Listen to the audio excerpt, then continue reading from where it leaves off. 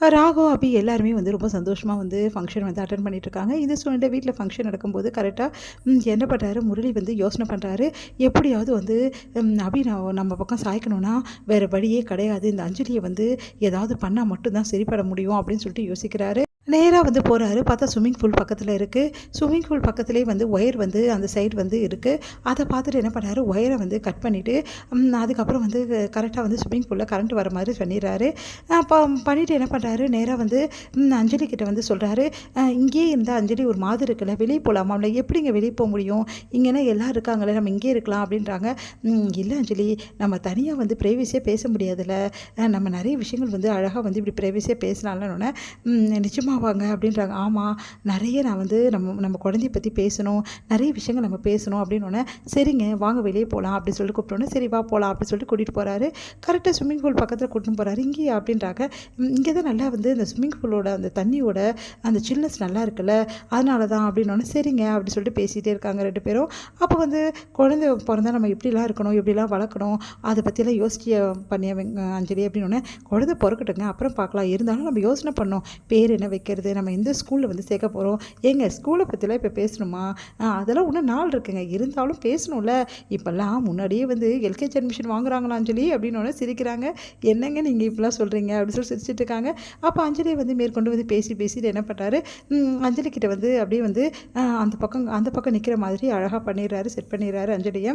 இங்கே வந்து என்ன பண்ணுறாங்க, அபியும் வந்து அணுவும் வந்து வேலையெல்லாம் பண்ணிகிட்ருக்காங்க. அப்போ அபி யோசிக்கிறாங்க, எங்கே அஞ்சலி அக்காவை காணவே காணோம், இங்கே தானே இருந்தாங்க, எங்கே போனாங்கன்னு தெரியலையே, என்ன ரொம்ப நேரமாக காணோம்ல, சரி நான் போய் பார்த்துட்டு வரேன்னு சொல்லிட்டு அபி வந்து வெளியே வராங்க.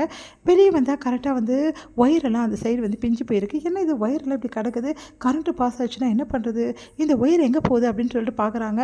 பார்த்தா கரெக்டாக வந்து அங்கே வந்து அந்த தண்ணி இடத்துல வந்து கரெக்டாக ஒயர் கிடக்குது. அச்சச்சோ, இந்த ஒயர் தண்ணியில் பட்டிருக்கே, அப்போ கண்டிப்பாக ஷாக் அடிக்கும் அப்படின்னு சொல்லிட்டு இங்கே இருக்க வந்து லைனை மட்டும் நம்ம மாற்றி விடுவோம் அப்படின்னு சொல்லிட்டு ஒரு எலக்ட்ரிஷியனை கூப்பிட்டு இந்த லைனை மாற்றி விடுங்க அப்படின்றாங்க. அவங்களும் மாற்றி விட்டுறாங்க. சாரி மேடம் அப்படின்றாங்க. சரி ஓகே, அந்த ஒயரை அப்புறப்படுத்துங்க அப்படின்னு சொல்லிட்டு போயிடுறாங்க. அடுத்து வந்து சரின்னு சொல்லிட்டு பக்கத்தில் வராங்க. பார்த்தா வந்து குளத்து பக்கத்தில் கரெக்டாக வந்து பேசிகிட்டே இருக்காரு முரளியும் வந்து அஞ்சலியும். முரளி முன்னாடி நகர்ந்து வராரு. அஞ்சலி பின்னாடி நகர்ந்து பேசிகிட்டே போகிறாங்க. கரெக்டாக வந்து விட போகிறாங்க. நம்ம அபி போயிட்டு அவங்கள வந்து அந்த பக்கம் தள்ளி விட்டுட்டு அப்படியே போய் அந்த பக்கம் விழுந்துடுறாங்க. அபி கரெக்டாக குளத்து வெளியே விழுந்துடுறாங்க. அபிக்கு வந்து அப்படியே வந்து தத்தளிக்கிறாங்க, கஷ்டப்படுறாங்க. இது எல்லாத்தையுமே வந்து பார்த்துட்ருக்காரு வந்து முரளிக்கு ஒன்றுமே புரியல. அபி என்னாச்சு, அபி என்னாச்சு அப்படின்னு சொல்லிட்டு பயங்கரமாக கத்துறாங்க. ராகவ் வாடான்னு சொல்லிட்டு பயங்கரமாக கத்துறாங்க.